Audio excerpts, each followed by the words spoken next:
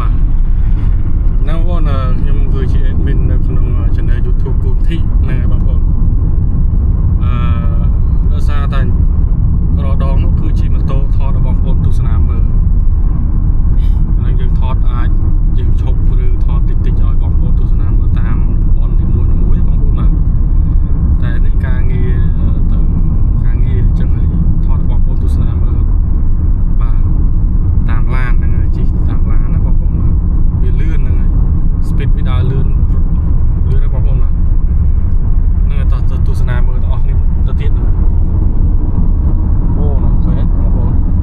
លឿនចឹងហើយទេសភាពក៏ស្អាតស្រស់បំព្រងដែរមើលឆ្វេងមើលទៅស្ដាំហ្នឹងហើយផ្ទះបងប្អូនជាបរិវត្តតាមសាធារណៈផ្លូវសាធារណៈយើងហ្នឹងហើយក្បែរហ្នឹងមានទាំងផ្ទះឈើផ្ទះថ្មបាទមានទាំងផ្ទះមជ្ឈុំមុំឯងបងប្អូនបាទហើយភ្នំខ្ពស់បងប្អូនបាទខ្ពស់ហើយម្ដងនេះយើងគេឈូសឆាយធ្វើផ្លូវទៀតហើយបងប្អូនបាទហ្នឹងហើយផ្លូវទៅនេះដែរគឺពិតជាហ្នឹងហើយខាងរដ្ឋគេធ្វើហ្នឹងហើយ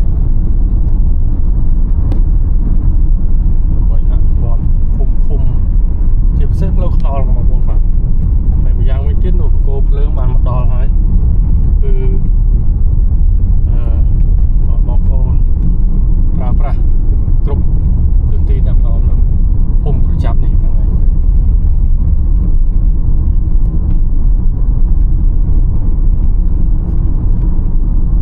ដល់ណាដល់វត្តហើយបងប្អូនបាទ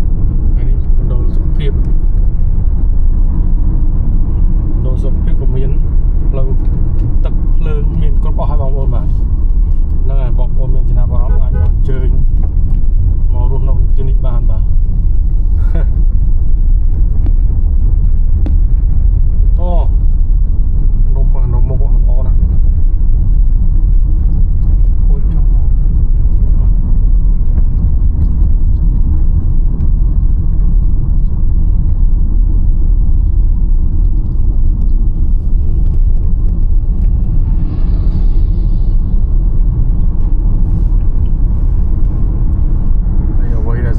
គឺបងប្អូនជាបរិវត្តហ្នឹងហើយ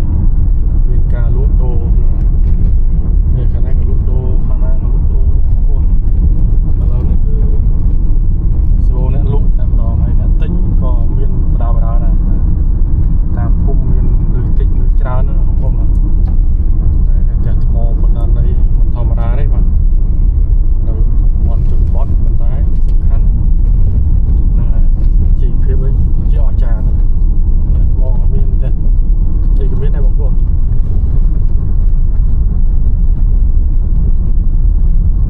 អូ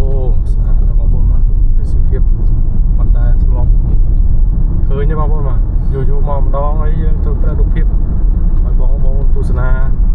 មើលលេងកំសាន្តអីអញ្ចឹងទៅបងប្អូនព្រោះថាយើងមិនងាយមកទេឆ្ងាយអញ្ចឹងទៅ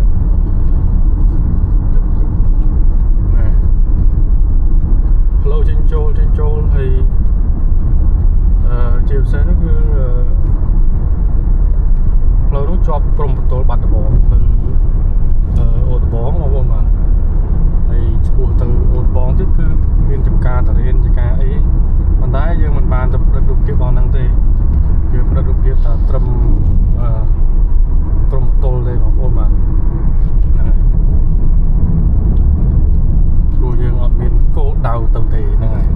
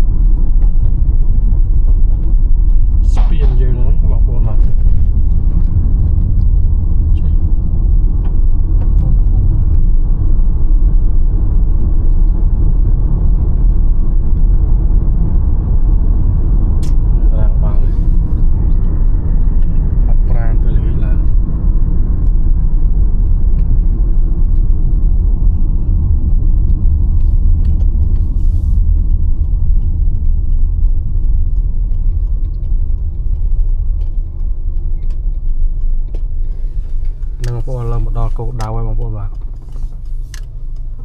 ហើយយើងរៀបចំបណ្ដាបដាបើផ្លិតយូរថត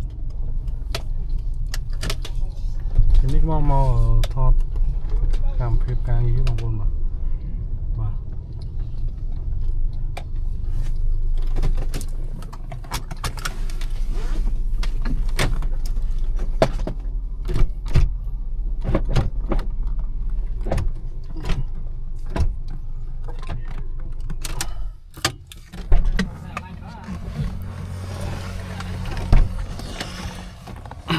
នៅបងប្អូនមកដល់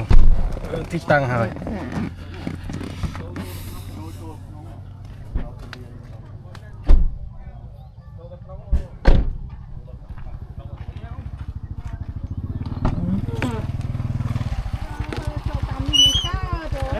យើងមកដល់រៀបចំប្រាប់ដែរ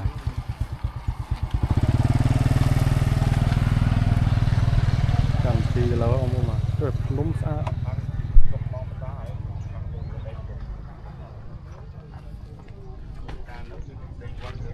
យ៉ាងនេះចាំពីយើងហុំផលនៅកាន់ដល់ហុំផលឡើងផុតទៅបាល់ ភ្នំស្អាតបងប្អូនបាទ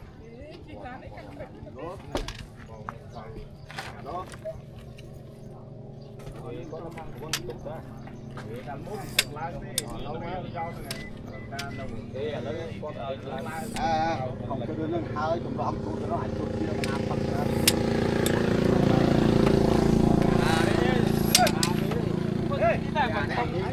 នឹងបងប្អូនវីដេអូនេះមានតែប៉ុណ្្នឹងទេបងប្អូនបាទកុំភ្លេចជួយចុច Subscribe ម្នាក់មួយផងបាទសូមអរគុណសូមជម្រាបលាបាទនេះអាទូជា